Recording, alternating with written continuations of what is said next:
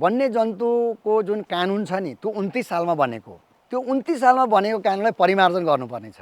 त्यसको चाहिँ कैद व्यवस्थालाई परिवर्तन गर्नुपर्ने छ। त्यसको दण्ड जरिमानालाई चाहिँ त्यसलाई चाहिँ परिवर्तन गर्नुपर्ने छ। जस्तै 29 सालमा 10,000 रुपियाँको चाहिँ ठुलो महत्त्व थियो, तर आज 10,000 रुपियाँको चाहिँ कम महत्त्व छ नि होइन।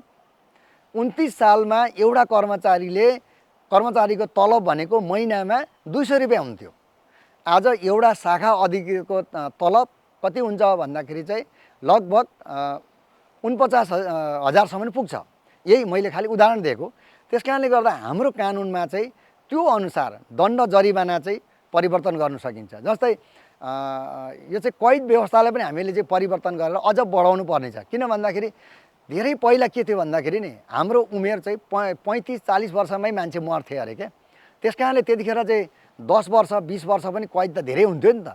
अब आज हाम्रो उमेरको चाहिँ अहिले चाहिँ टेन्टेटिभ हेर्ने हो भने के देखिन्छ भन्दाखेरि 80 वर्षको चाहिँ होइन सम्मको देखिन्छ भने त्यसलाई हामीले चाहिँ त्यसलाई अहिले 15 वर्ष मात्रै भन्यौँ भनेदेखि के हुन्छ भने त्यो सान्दर्भिक हुँदैन।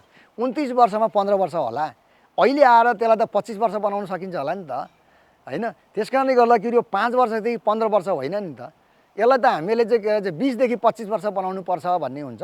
त्यस कारणले कानुन चाहिँ परिवर्तन गर्नुपर्ने छ र यदि कानुन परिवर्तन भएन भने चाहिँ यही कानुनले चाहिँ अब चाहिँ के अरे चाहिँ वन्यजन्तुको संरक्षण गर्न सकिँदैन र वनस्पतिहरूको पनि संरक्षण गर्न सकिँदैन जस्तो लाग्छ मलाई।